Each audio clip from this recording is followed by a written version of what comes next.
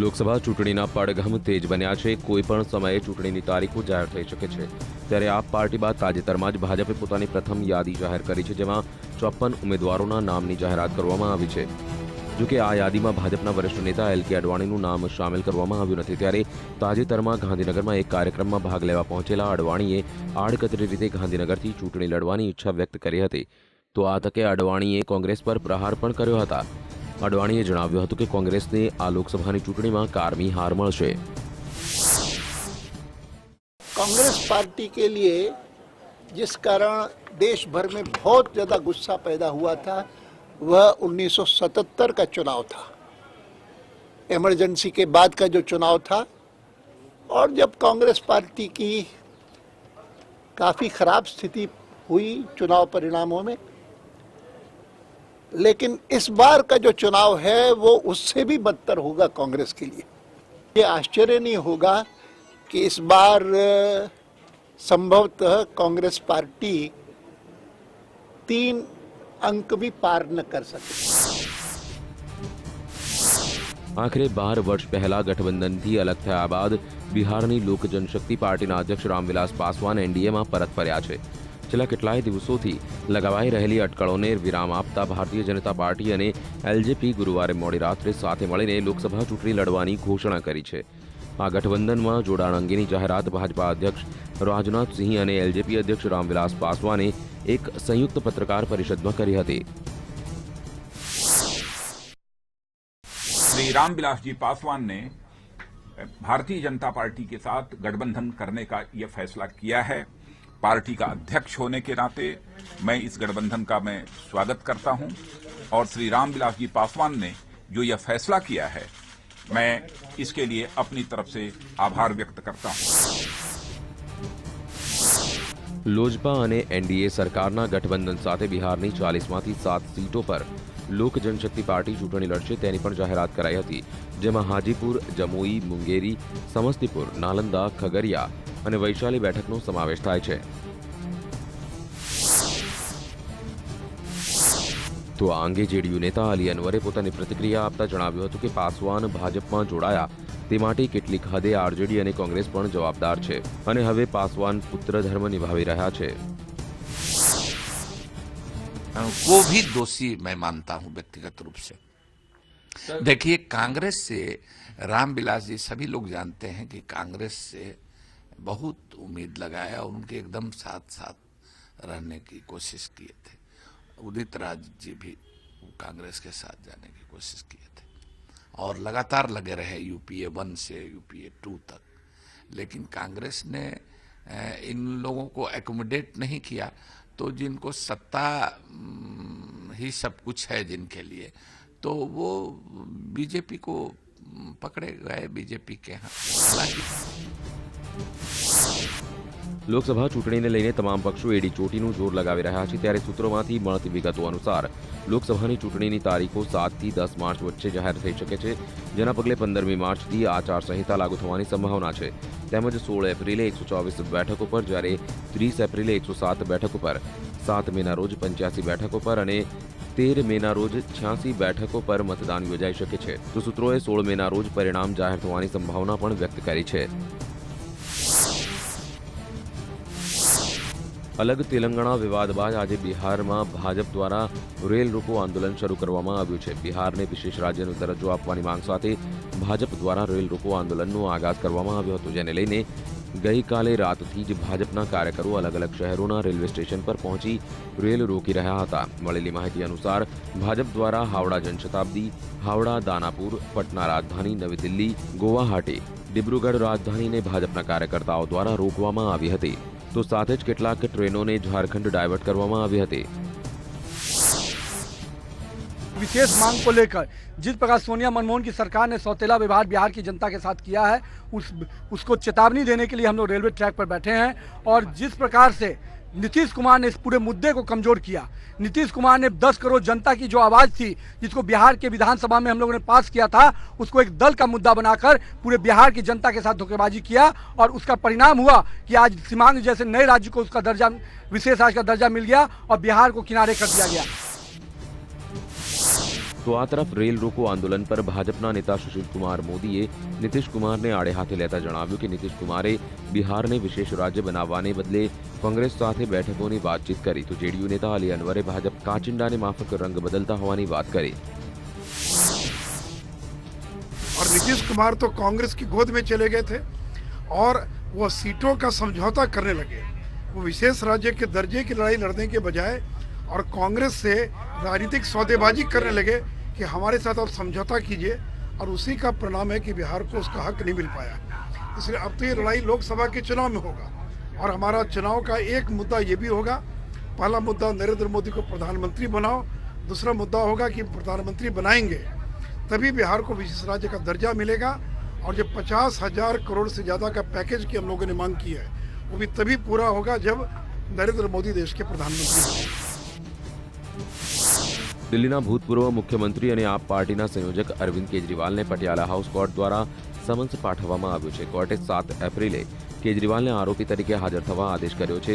માનહાનિના કેસમાં નીતિન ગડકરીએ સમન્સ પાઠવ્યું છે।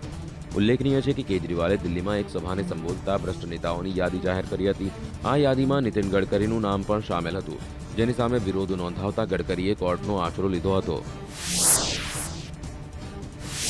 अरविंद केजरीवाल को अधिकार है किसी के ऊपर आरोप करने का, पर झूठे और बेबुनियाद आरोप ईमानदार लोगों पर करके उनका जीवन बर्बाद करने का अधिकार नहीं है। न मैंने कहीं भ्रष्टाचार किया है, न पैसे लिए न दिए हैं। मेरे ऊपर एक भी भ्रष्टाचार का आरोप अगर सिद्ध होगा तो मैं राजनीति छोड़ दूंगा। સામાજિક કાર્યકર્તા અન્ના હજારેએ પશ્ચિમ બંગાળના મુખ્યમંત્રી મમતા બેનર્જીનું આગામી લોકસભા ચૂંટણી સુધી સમર્થન કરવાની વાત કરી હતી। હજારેએ મહારાષ્ટ્રના અહમદનગર જિલ્લામાં આવેલા ગામ રાલેગણ સિદ્ધિમાં આ વાત કહેતા જણાવ્યું હતું કે મમતા બેનર્જી સમાજ માટે લડાઈ લડ્યા છે અને દેશહિતમાં ઘણી મુશ્કેલીઓનો સામનો કર્યો છે, પરંતુ તેમનું સમર્થન આગામી લોકસભા ચૂંટણી સુધી જ રહેશે। ભારતમાં લોકસભા ચૂંટણીની તડામાર તૈયારીઓ ચાલી રહી છે। રાજકીય નેતાઓ મતદારોને આકર્ષવા માટે અવનવા પ્રયાસો હાથ ધરતા જોવા મળે છે, ત્યારે ઇન્ટરનેટ પર પણ રાજકીય માહોલ છવાયો છે। ગૂગલમાં નરેન્દ્ર મોદી, કેજરીવાલ અને રાહુલ ગાંધી કરતાં પણ વધુ વખત સર્ચ થયેલા રાજનેતા સાબિત થયા છે। ગૂગલના આંકડા મુજબ ગૂગલમાં રાહુલ ફોર પીએમ કરતાં મોદી ફોર પીએમ સૌથી વધુ વાર સર્ચ કરવામાં આવ્યું છે। 100માંથી મોદી 65મા સ્થાન પર છે, જ્યારે કેજરીવાલ 52 અને રાહુલ ગાંધી 41મા સ્થાન પર છે। એનડીએમાં રામવિલાસ પાસવાનની વાપસી બાદ હવે ભાજપ દ્વારા કોંગ્રેસને વધુ એક ઝટકો આપવાની તૈયારી થઈ રહી હોય તેવું લાગી રહ્યું છે।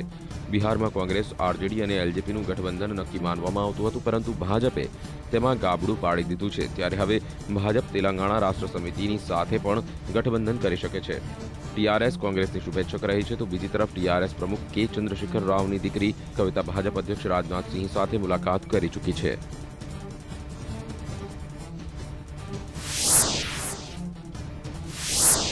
લોકસભાની ચૂંટણી પહેલા જ યુપીએ સરકારની કેબિનેટની આજે બેઠક મળેલી, જેમાં કેટલાક મહત્વના નિર્ણયો લેવામાં આવ્યા છે। કેબિનેટે સરકારના કર્મચારીઓના ડીએમાં 10% વધારો કર્યો છે, જેના પગલે હવે સરકારી કર્મચારીઓનું ડીએ વધીને 100% થઈ ગયું છે। કેબિનેટના આ નિર્ણય બાદ લાખો સરકારી કર્મચારીઓને ફાયદો થઈ ગયો છે। જો કે આ તરફ કોંગ્રેસ અગાઉ પીએફ મુદ્દે જાહેરાત કરીને સરકારી કર્મચારીઓને ખુશ કરી દીધા હતા।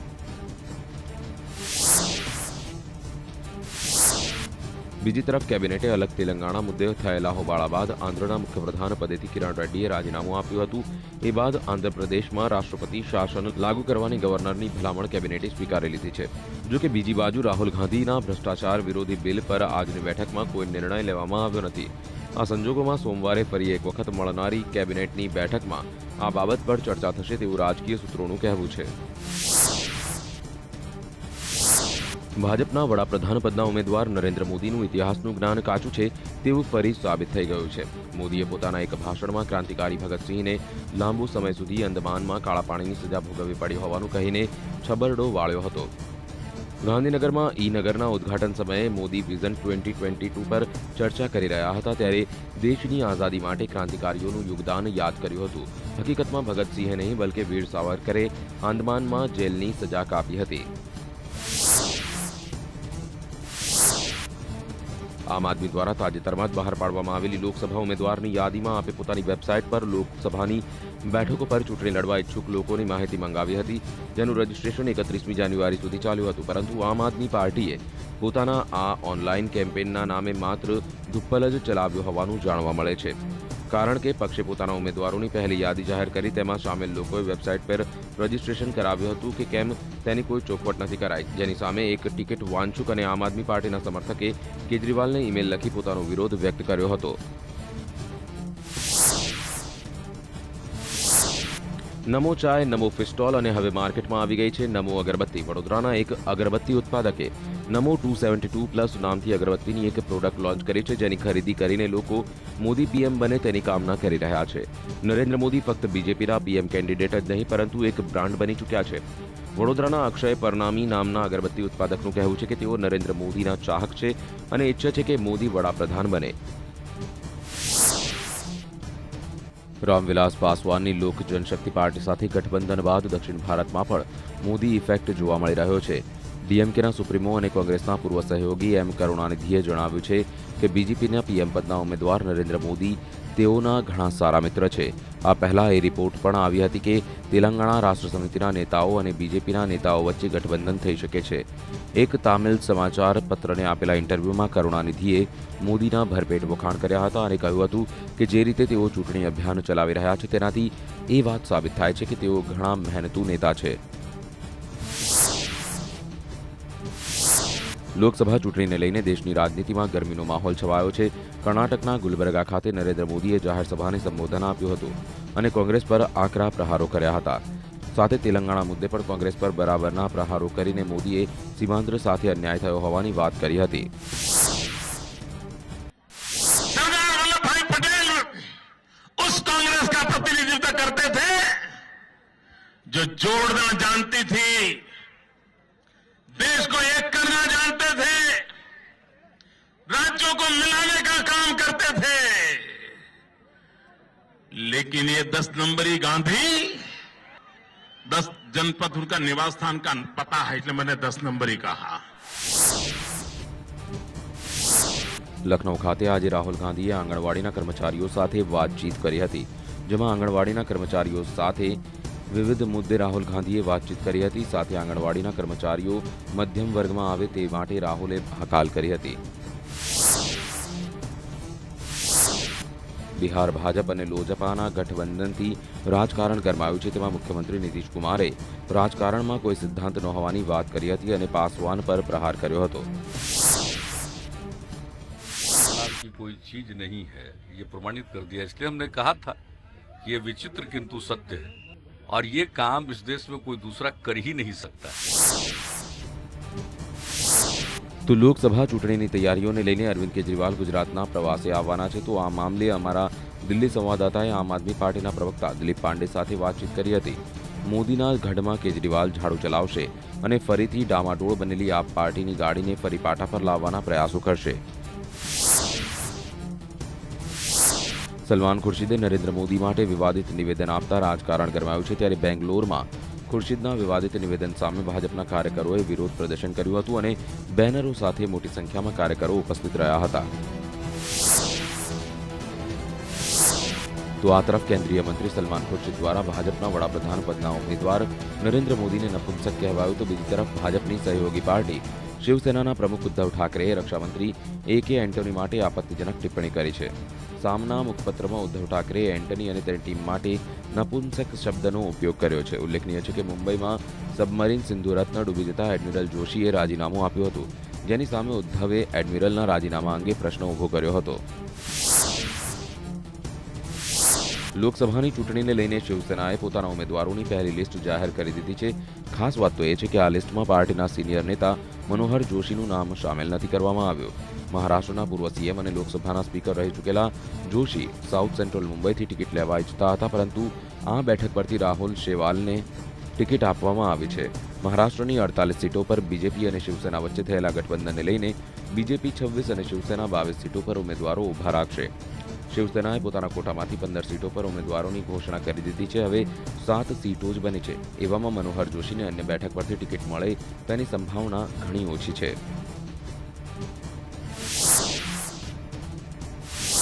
સામાજિક કાર્યકર અન્ના હજારે પશ્ચિમ બંગાળના મુખ્યપ્રધાન મમતા બેનર્જીને સમર્થન આપ્યા બાદ રાજનીતિ ગરમાઈ છે, ત્યારે આ અંગે અન્નાએ પોતાની પ્રતિક્રિયા આપી હતી.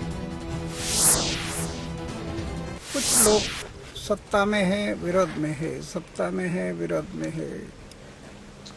भ्रष्टाचार खत्म नहीं हुआ, गुंडागर्दी खत्म नहीं हुई, लूट खत्म नहीं हुई, तो आज़ादी मिलकर हुआ क्या? इसलिए मैंने पत्र में लिखा है कि एक ममता जी को मैंने 17 पॉइंट जो लिखे थे हर पक्ष और पार्टी को लिखे थे. ये 17 पॉइंट देश को बदलने वाले हैं, लेकिन एक का भी जवाब नहीं आया. રિપબ્લિકન પાર્ટીના નેતા રામદાસ આઠવલે આજે રાષ્ટ્રધ્વજનો આપ દ્વારા થઈ રહેલ દુરુપયોગને લઈને મહારાષ્ટ્રના ગૃહમંત્રી આર પાટીલને ફરિયાદ કરી હતી. આપ અવારનવાર પોતાના કાર્યક્રમોમાં રાષ્ટ્રધ્વજનો ઉપયોગ કરતી આવે છે અને તેને રોકવા જ આ રિપબ્લિકન પાર્ટીના નેતાઓ પાટીલના નિવાસસ્થાને પહોંચ્યા હતા, જેને લઈને પાટીલે આશ્વાસન આપ્યું હતું અને આપને આમ કરતા હવે રોકવામાં આવશે. આઠવલે જણાવ્યું હતું કે અશોક ચક્રવાળા રાષ્ટ્રધ્વજની જગ્યાએ તેઓ પોતાના લોગોવાળો ઝંડો ઉપયોગ કરે તે વધારે હિતાવહ છે. લોકસભા ચૂંટણી આવી રહી છે, ત્યારે ભાજપની ચૂંટણી રણનીતિમાં પણ ઘણા ફેરફારો જોવા મળી રહ્યા છે. દલિતોની સાથે મુસ્લિમ મતદારોનું ધ્રુવીકરણ રોકવા ભાજપ પોતાની રણનીતિ હેઠળ કેટલીક બેઠકો ઉપર મુસ્લિમ ઉમેદવારોને મેદાનમાં ઉતારવા જઈ રહી છે. પક્ષે એવી 100 બેઠકોને અલગ તારવી છે જ્યાં મુસ્લિમ મતદારોનો દબદબો છે. પક્ષને ચિંતા છે કે યુપી, બિહાર જેવા રાજ્યોમાં ભાજપ વિરોધી પક્ષો મુસ્લિમોને ભડકાવી શકે છે. આમ ભાજપ સ્થાનિક મુસ્લિમ નેતાઓને ચૂંટણી લડવા સારો સંદેશ આપવા માંગે છે. હવે પક્ષ આસામ, અરુણાચલ, પશ્ચિમ બંગાળ, કર્ણાટક, મહારાષ્ટ્ર વગેરે રાજ્યોમાં મુસ્લિમ ઉમેદવારો શોધી રહ્યું છે. પક્ષે એવી 100 બેઠકો અલગ તારવી છે જ્યાં મુસ્લિમ વસ્તી 30%થી વધુ છે. લોકસભા ચૂંટણીમાં મતદારોને આકર્ષવા માટેના અનેક પ્રયાસો ભાજપ દ્વારા થઈ રહ્યા છે, ત્યારે ઉત્તર પ્રદેશમાં 15 દિવસમાં 8,000થી વધુ ગામડાઓમાં મોદીનો ચૂંટણી રથ પસાર થશે. લગભગ ગુજરાત ચૂંટણીના પગલે જ આધુનિક ટેકનોલોજીના સાધનોથી સજ્જ મોદીનો 3D રથ જનતા સુધી તેનો સંદેશો પહોંચાડશે. યુપીના ભાજપના પ્રભારી અમિત શાહે જમીની પ્રચારની રૂપરેખા તૈયાર કરી દીધી છે. તેમાં 55 ટ્રક મોદીના રથના રૂપમાં તૈયાર થઈ રહ્યા છે, જેમાં LED સ્ક્રીન લાગી હશે.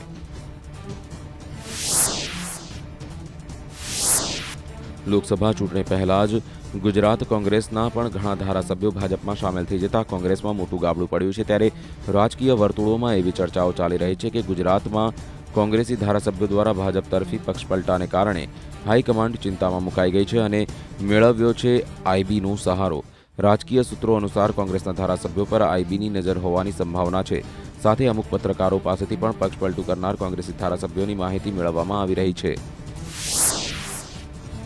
કર્ણાટકના ગુલબર્ગા ખાતે નરેન્દ્ર મોદીએ જાહેર સભાને સંબોધિત કરતા કોંગ્રેસ પર આકરા પ્રહારો કર્યા હતા, જેમાં કોંગ્રેસે તેલંગાણા મુદ્દે અન્યાય કર્યો હોવાની વાત કરી હતી, તો બીજી તરફ સીમાંધ્રો સાથે અન્યાય થયો હોવાની વાત કરી હતી.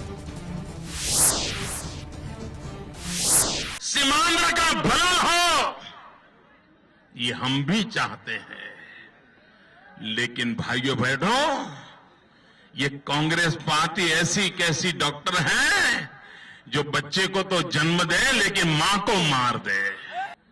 सीमांध्र भी हिंदुस्तान का उतना ही महत्वपूर्ण अंग है. कांग्रेस पार्टी को वहां पर राजनीतिक लाभ नहीं मिलने वाला है, इसलिए सीमांध्र को उसने अनाथ छोड़ दिया है. લોકસભા ચૂંટણી પહેલા ભારત સરકારે વિકાસ પીડિયા નામનું સોફ્ટવેર લોન્ચ કર્યું છે. ભારત સરકારે સોશિયલ સેક્ટર્સ માટે ઓનલાઈન એન્સાઇક્લોપીડિયા અને સ્થાનિક ભાષાઓમાં ઇન્ટરનેટ આધારિત કન્ટેન્ટ ડેવલપ કરવા માટે સોફ્ટવેર લોન્ચ કર્યું છે, જેમાં કૃષિ, સ્વાસ્થ્ય, સામાજિક કલ્યાણ, ઉર્જા અને ઈ-ગવર્નન્સ સંદર્ભે યુઝર્સ દ્વારા લખવામાં આવેલા અને સરકારી લેખ હશે.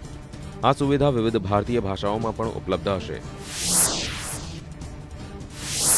પૂર્વ દિલ્હી ખાતે આમ આદમી પાર્ટીના નેતા રાજમોહન ગાંધીએ આગામી લોકસભા ચૂંટણીમાં ઉમેદવાર તરીકે પસંદ કરવામાં આવ્યા છે, ત્યારે રાજકીય વર્તુળોમાં ચર્ચાએ જોર પકડ્યું છે કે કેજરીવાલની આશાઓમાં રાજમોહન ગાંધી કેટલા સફળ રહેશે, કારણ કે અહીંથી શીલા દીક્ષિતના દીકરા સંદીપ દીક્ષિત છેલ્લી 2 ચૂંટણીથી વિપક્ષને પછડાટ આપતા આવ્યા છે. જો કે વિધાનસભા ચૂંટણીમાં પૂર્વ દિલ્હીમાં આપનો દબદબો રહ્યો. જો કે કોંગ્રેસે તેમના ઉમેદવારની જાહેરાત કરી નથી, તો બીજી તરફ ભાજપ અત્યાર સુધી તેમના ઉમેદવારોની શોધમાં પડ્યું છે. હવે જોવું રહ્યું કે કેજરીવાલની આશા ફળશે કે પછી ઠગારી નીવડશે. લોકસભા ચૂંટણીની તારીખ જેમ જેમ નજીક આવી રહી છે તેમ તેમ રાજકીય નેતાઓમાં વિવાદિત નિવેદનોનો દોર વધી રહ્યો છે અને અણછાજતા શબ્દોનો ઉપયોગ કરીને રાજકીય રોટલા શેકવાનું રાજકીય નેતાઓ ચૂકતા નથી. ઉત્તર પ્રદેશના ફરુખાબાદમાં ભાજપના નેતા સ્વામી પ્રસાદે મોદીને પર કર્યા છે પ્રહાર. स्वाभाविक रूप से जो अपने मुख्यमंत्री रहते उत्तर प्रदेश में गोधरा कांड को नहीं रोक पाया तो स्वाभाविक रूप से वो देश का प्रधानमंत्री बनने लायक नहीं है और इंसान हो नहीं सकता. स्वाभाविक रूप से ऐसे लोग हैवानियत की श्रेणी में आते हैं. તો બીજી તરફ ભાજપના નેતા સ્વામી પ્રસાદે આપના સંયોજક કેજરીવાલને પણ આડે હાથ લેતા ટિપ્પણી કરી હતી અને યુપીમાં આપનો કેટલો પ્રભાવ રહેશે તેના પર કરી હતી ટિપ્પણી. न पिद्दी का सुरवा उत्तर प्रदेश में आम पार्टी का कोई मतलब नहीं है. जो दिल्ली में 29 दिन में ही ढेर हो गया, अपनी सरकार नहीं चला पाया, वो देश की चलाने की सपना अगर देखता है तो हम समझते हैं कि ये केवल खाली पुलाव है. લોકસભા ચૂંટણીને ધ્યાનમાં રાખીને હરિયાણાના કુરુક્ષેત્ર ખાતે ડીજીપી SN વશિષ્ઠ દ્વારા 1 માર્ચથી ચૂંટણી વ્યવસ્થા માટેની વિશેષ ટ્રેનિંગની જાહેરાત કરવામાં આવી છે, જેમાં પોલીસ કર્મચારીઓને વિવિધ ટ્રેનિંગ આપવામાં આવશે અને દરેક જિલ્લામાં ચૂંટણી દરમિયાન વ્યવસ્થા જળવાઈ રહે તેની ચિંતા કરવામાં આવશે. ચૂંટણી માટે પોલીસ કર્મચારીઓની 15 દિવસની ટ્રેનિંગ આપવામાં આવશે. બીજી માર્ચે અલ્હાબાદના પરેડ ગ્રાઉન્ડ ખાતે ઉત્તર પ્રદેશના મુખ્યમંત્રી અખિલેશ યાદવ અને સપા પ્રમુખ મુલાયમસિંહ યાદવ રેલી યોજવા જઈ રહ્યા છે, ત્યારે આ રેલી વિરુદ્ધ હાઈકોર્ટમાં અરજી દાખલ કરવામાં આવી છે. અલ્હાબાદમાં રહેતા પરવેઝ અહેમદ રાજુએ આ અરજી દાખલ કરી છે. અરજદારનું કહેવું છે કે પરેડ ગ્રાઉન્ડ કેન્ટોનમેન્ટ વિસ્તાર ગણાય છે, આથી આ વિસ્તાર પ્રદૂષણ અને ધ્વનિથી મુક્ત રાખવું આવશ્યક છે. કાનપુર ખાતે બીજી માર્ચના રોજ યુપીના રાજકીય માહોલમાં ગરમાવા જોવા મળશે, કારણ કે 1 જ તારીખે કેજરીવાલ, મુલાયમ અને મોદી યુપીમાં જાહેર રેલી યોજવા જઈ રહ્યા છે. રેલી પહેલા આપના સંયોજક કેજરીવાલ 1 માર્ચ રોડ શો કરશે, જેમાં તેઓ બરેલી, મુરાદાબાદ અને હરદોઈ સુધી રોડ શો કરશે.